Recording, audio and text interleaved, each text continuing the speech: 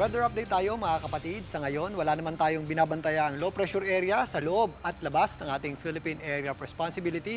Pero meron po tayong mga grupo ng kaulapan dito po sa silangang bahagi ng Mindanao na parte ng ating easterlies o yung tinatawag nga nating easterly wave na nagdadala ng mga posibleng pagulan sa ilang bahagi ng ating bansa. Dahil po dyan, kasama po natin ang mas maulap na panahon at mga posibleng kalat-kalat na pagulan o thunderstorms sa ilang bahagi ng Eastern Samar, Southern Leyte, kasama po dyan ang Dinagat Islands.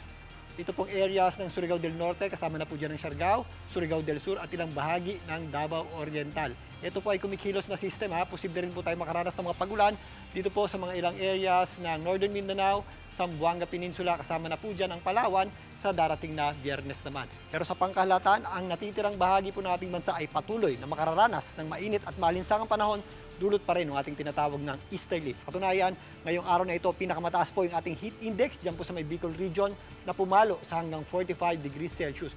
Umabot naman yan sa 43 degrees Celsius dito po sa areas ng Cavite, 43 degrees Celsius din po sa Iloilo at samantalang dito po sa areas ng Samar, nasa 42 degrees Celsius naman yung ating heat index.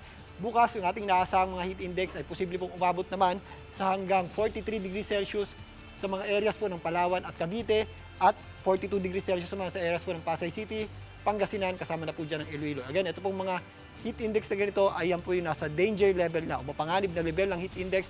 Possible na po tayong madaling mapagod niyan at posible rin po yung mga heat stroke, lalong-lalo na sa mga kakaedad na. Kaya doble ingat po tayo mga kapatid. Sa Metro Manila, magpapatuloy din po ang mainit at malinsangang panahon, lalong-lalo na sa tanghali. Nagiging maulap ang panahon natin minsan po sa hapon, pero napakababa po ng ating tsansa ng pagulan. Ang paghahandaan pa rin po natin, yung ating matataas na heat index na posibleng kang maglaro sa 39 hanggang 40 degrees Celsius. Dito nga nakarang araw nga, umabot pa yan sa 41 degrees Celsius sa Pasay City at magpapatuloy pa rin po ang mainit at malinsangang panahon sa mga susunod na araw.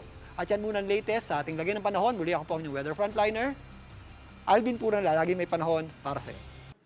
Mga kapatid, Julius Babaw po. Para sa komprehensibo at makabuluhang balitaan at talakayan, mag-follow at mag-subscribe na sa social media pages ng News 5.